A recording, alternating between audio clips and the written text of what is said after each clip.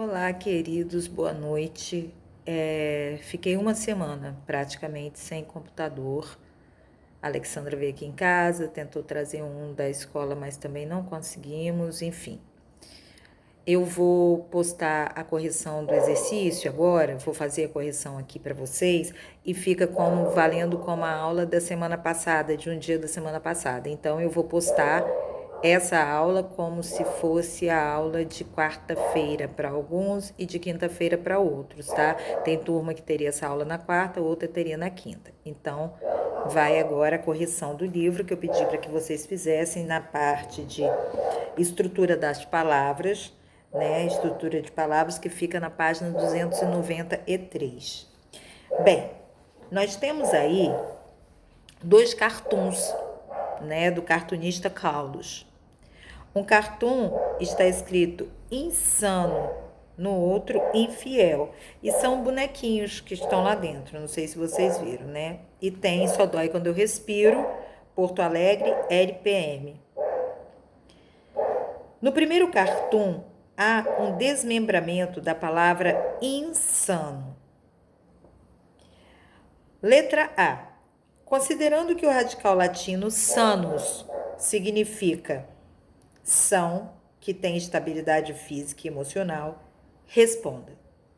Que relação há entre a divisão da palavra e o comportamento das personagens? Tem duas pessoas, né, dois personagens indo, escrito in, e voltando tem sano. Bem, nessa situação, as palavras que representam as letras I e N, elas estão se mostrando impassíveis. Elas estão se mostrando sem medo, né? Elas estão sugerindo que elas são imprudentes, porque tem um leão, né? Um leão, não, um tigre, eu acho, alguma coisa assim. Já na parte do sano, as pessoas estão todas voltando, todas correndo, né? Se refere a quê? A uma sanidade mental. As pessoas têm noção do perigo que elas vão sofrer, então elas têm bom senso e elas fogem desse perigo. Letra B. Conforme sugere a resposta do item anterior, qual é o sentido da partícula in em insano? Pronto. Insuportável, aquilo que não é suportável. Infeliz, que não é feliz. Então, antes dessa palavra, significa negação, privação. Letra B. Desculpa, letra C. Conclua. Qual é o sentido da palavra insano? Né? Insano, aquele que não tem sanidade, significa que ele é louco, né? Que ele não tem sanidade, então ele é demente, digamos assim. Número 2. No segundo cartoon, cada personagem, como no primeiro cartoon, também representa uma letra e juntas formam a palavra infiel. Letra A. Aí a gente vê que eles estão assim, como se estivesse passeando por cima da água, né? Caminhando por cima da água, e o in está afundando e o fiel ainda está sob as águas. Letra A. Com o afundamento das duas personagens que estão à frente do grupo, que palavra se forma? Fiel. Se afunda o in, fica fiel. B. Levando-se em conta o sentido das palavras fiel e infiel, que relação há entre as duas letras iniciais de infiel e o afundamento desses personagens? Vamos lá. Que relação há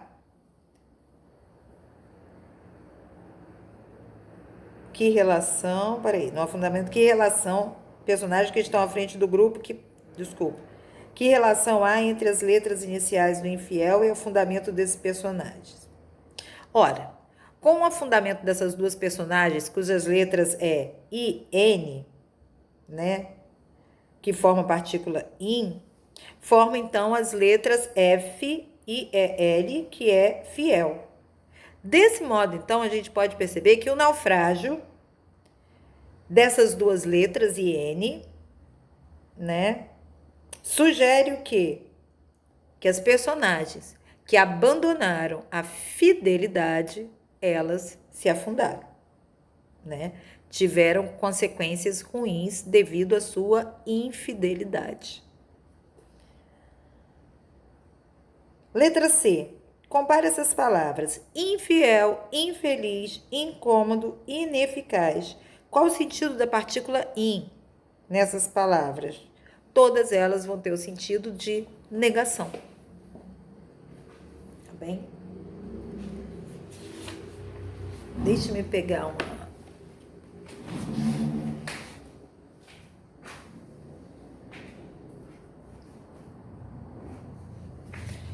almofada, que vai ficar melhor. Aí. Vamos ver. Página 294, ao responder as questões anteriores, você pode observar que há na língua palavras formadas a partir da combinação de alguns elementos.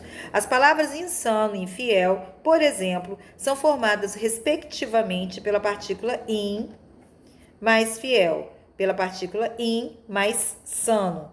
No soneto de Bocage, estudado no capítulo 1, você leu estes versos: Vem, ó Marília, vem lograr comigo destes alegres campos a beleza, destas copadas árvores o abrigo.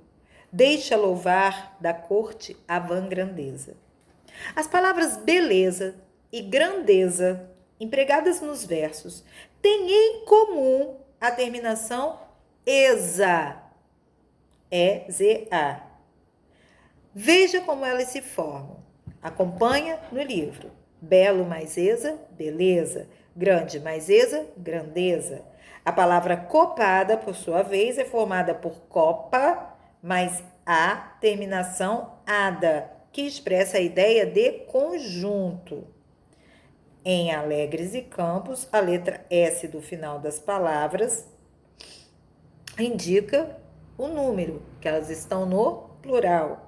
As partículas que produzem sentido ou modificam o sentido de uma palavra são chamadas de morfemas. Repetindo, as partículas que produzem sentido ou as partículas que modificam o sentido de uma palavra são chamadas de morfemas. Então, o morfema vai ser a unidade mínima dotada da significação de uma palavra. Vamos lá ver os morfemas. São vários os tipos de morfemas existentes na língua. Nós temos o radical, nós temos os afixos e prefixos, nós temos a vogal temática, o tema, as desinências que podem ser verbal e podem ser temporal, né? Número, pessoa. Então, vamos agora para o radical. O radical é aquilo que a gente chama de núcleo da palavra, né? Ele vai nos dar o quê? O sentido básico daquela palavra. Ferradura, nós temos o radical fer, F-E-R-R. Ou seja, a gente sabe que os demais são ramificações dessa palavra, digamos assim, né? Vão ser prefixos ou vão ser sufixos. Então, a gente tem radical, é o núcleo da palavra, o que forma o sentido básico dela. Insano, beleza. Afixos e prefixos. Afixos, prefixos e sufixos. Aqueles que vêm antes ou depois do radical, tá? Infeliz, grandeza, eza. Então, o in vai ser o quê? Um prefixo. E o eza vai ser um sufixo. Vogal temática é a vogal que vem sempre depois do radical. Ferro, o O é vogal temática. Ferreiro, o E é vogal temática, tá? Tudo isso nós já vimos no vídeo anterior que eu mandei para vocês, tá bem? Em verbos, são as vogais A, E, I.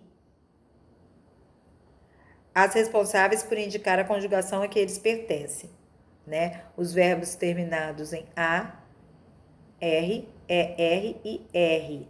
Primeira, segunda e terceira conjugação, tá? Aí eles deram como exemplo: primeira conjugação, louvar; segunda, beber; terceiro, fugir. Tema é o radical somado com a vogal temática. Radical, por exemplo, a gente tem a palavra casa. O radical da palavra casa é o cas. A vogal temática é o a. O tema, então, é radical mais vogal temática. Há nomes que são atemáticos, ou seja, não apresentam vogal temática. Em alguns deles, a vogal temática só aparece no plural. Por exemplo, mar. Mar não tem vogal temática. Maresia vai ter vogal temática, vai ser o E. Marés vai ter vogal temática, vai ser o E. Desinências são morfemas, ou seja, aquelas pequenas unidades, né, dotadas da significância da palavra, que se colocam após os radicais, indicando nos verbos modo, tempo, número e pessoa. Fugíssemos, se, modo e tempo, que está no imperativo do subjuntivo. Mos, pessoa e número, primeira pessoa do plural. Tudo isso está no livro de vocês, tá?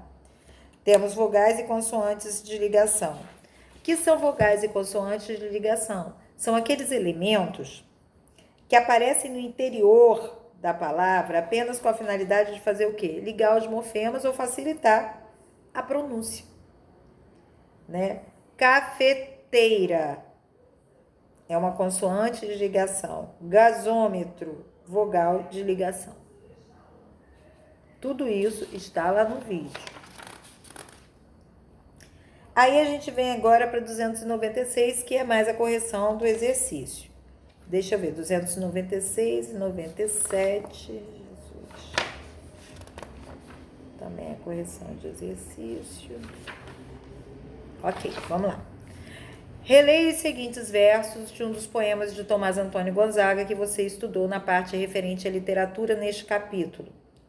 Tu não verás, Marília, sem cativos tirarem o cascalho e a rica terra, ou dos cercos dos rios caudalosos, ou da minada serra. A palavra caudalosos, empregada no terceiro desses versos, é formada pela soma da palavra caudal, o que jorra ou escorre em abundância, com o sufixo oso, que indica intensidade, abundância. Identifique no poema outras palavras que são formadas do mesmo modo que caudalosos.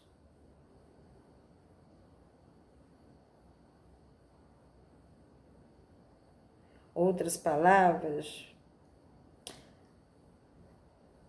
no poema: tu não verás saída de cascalho e rica terra, ou encerrados os rios caudalosos da minada.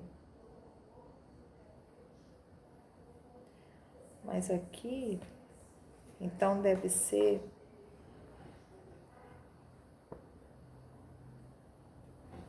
vocês vão ter que procurar o poema, então, lá na parte de literatura, nesse capítulo. Vamos lá para a gente ver este poema, que é o arcadismo, tá? Então, vamos lá. Releio os seguintes versos. Tomás Antônio Gonzaga, Bocage, Tomás Antônio Gonzaga.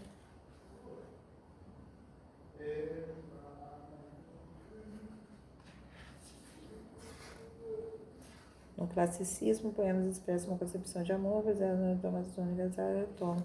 Onde estamos ele? Marília. Vem, Marília, tá aqui. Tu não verás, Marília. Já te afastou de todos. É sutil, beleza. Eu estou procurando esse.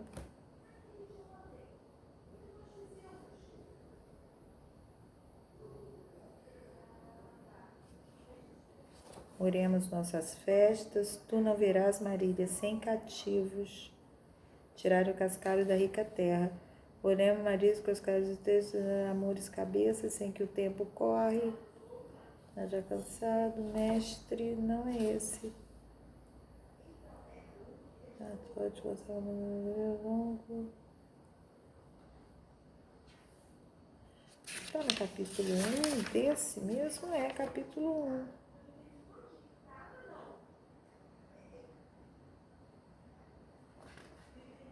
Eu não estou achando esse poema, gente. Estou procurando este poema. Coerência e coesão textual.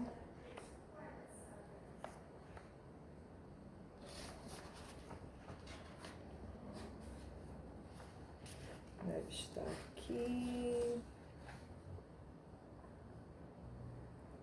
Tomás Antônio Gonzaga. Marília Disseu. Esprema viu calúnia, muito embuste, os venenos plantas, choravam riso, meu rosto escrito. É assim mesmo, né? Parece sala de aula. E eu não acho, porque eles me disseram qual é o poema, era mais fácil.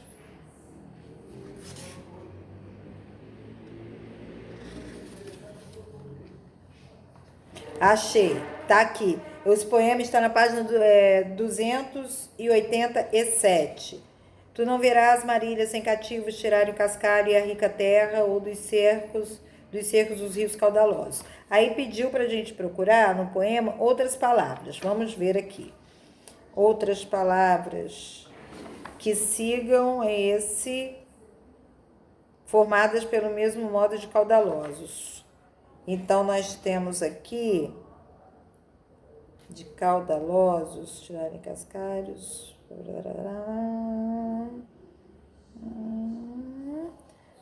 espaçosa, tá aqui, espaçosa, né, que tá no primeiro, segundo, terceiro, quarto, na quinta estrofe, espaçosa, e nós temos, enquanto revolvendo poesia, lerás em voz alta, beleza, formosura,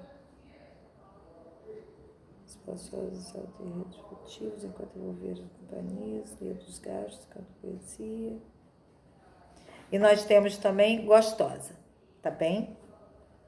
Letra B. Que palavra é formada pela soma do substantivo ventura, empregado no poema com o sufixo oso?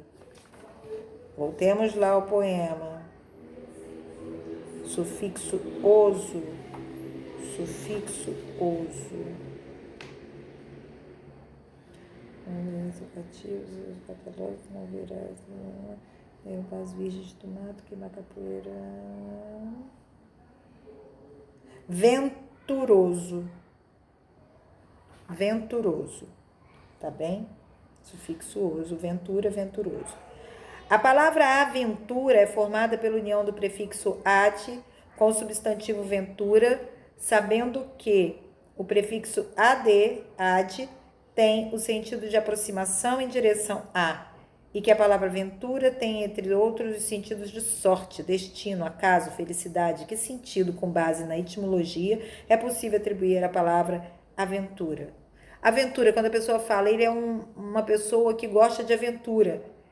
Quando ele faz isso é porque ele está buscando o quê? Busca de felicidade, busca da felicidade. A palavra aventura, busca da felicidade. Né? Da sorte. Releia os seguintes versos dos poemas das cartas chilenas que você estudou na parte referente à literatura. Aí tem que procurar lá nas cartas chilenas, tá? Nas levas, Doroteu, não vem somente os culpados vadios. Vem aquele que a dívida pediu ao comandante. Vem aquele que pôs impuros olhos na sua mocetona. E vem o pobre, que não quis emprestar-lhe algum negrinho para lhe ir trabalhar na roça ou lavra.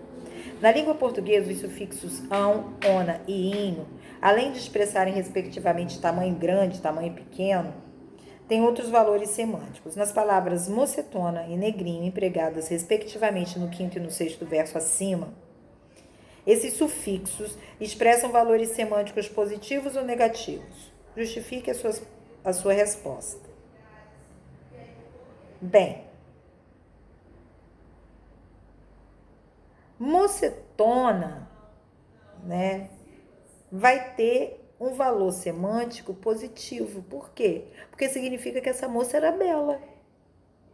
que era vistosa, que era bonita, né?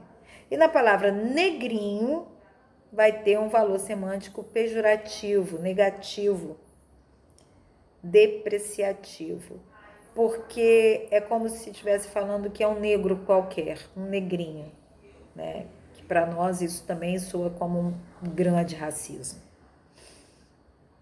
Letra B. Que valores semânticos os sufixos ão, on e inho expressam nas palavras destacadas nas frases a seguir? Tire a cabeçona da minha frente, por favor. Qual o valor semântico? Cabeçona. Né? Quando a gente fala assim, é uma cabeçona, um narigão, né? É uma maneira de depreciar o outro. Né? Então, o valor destacado é de depreciação. Feliz aniversário, amorzão. É afetividade, amizade, carinho. Fale aqui comigo, filhinha. Também afetividade. Dependendo do tom, pode ser uma ironia, né? Ah, fala, filhinha, né? Sujeitinho arrogante. Depreciação também. 3. É conhecida esta frase do escritor irlandês Oscar Wilde. A arte não é moral nem imoral, mas amoral. Letra A. Que morfemas podem ser identificados nas palavras imoral e amoral empregadas nas frases? A gente tem aí o radical. Vamos ver o radical. Qual é o radical da palavra imoral e da palavra amoral? O radical vai ser moral. Aí a gente vai ter o prefixo in e o prefixo an. Né? Letra B. Acrescentando-se outros prefixos e sufixos à palavra moral, que outras palavras é possível formar? A gente tem o radical moral. A gente pode colocar antimoral. A gente pode falar que está tentando moralizar. Moralidade. Moralismo. Moralmente, enfim. 4. Para compreender bem a frase de Oscar Wilde, apresentada na questão anterior, é necessário ter clareza quanto ao significado das duas palavras, né? Da palavra moral, do radical moral e do prefixo e dos prefixos in e an. O que significa a palavra moral? Vocês sabem o que é moral? Quando a gente diz, ele não tem nenhum moral para falar comigo, moral alguma. Vocês devem ter consultado o dicionário para fazer isso, né? Para saber que moral é aquele que conserva um conjunto de valores e segue isso à risca, porque são valores corretos, lícitos, né? Retilíneos, retos, né? Pode ser tanto individual como coletivo. A moral, ela vai nortear a conduta das pessoas, né? Da sua vida em sociedade. Quando você é um sujeito imoral, você não respeita o outro. O prefixo in tem estes sentidos de negação, de oposição, de privação, aproximação, movimento para dentro. Qual desses sentidos ele tem imoral? Imoral tem aquilo do sentido que eu falei, não respeita, não gosta, não. Então é sentido de negação e de oposição. Ou seja, dá à palavra o significado de o que é contrário à moral vigente, é imoral. O prefixo an pode ter sentido de negação e de privação. Em amoral, que sentido ele tem? De privação. Dá à palavra o sentido de o que não tem regra moral.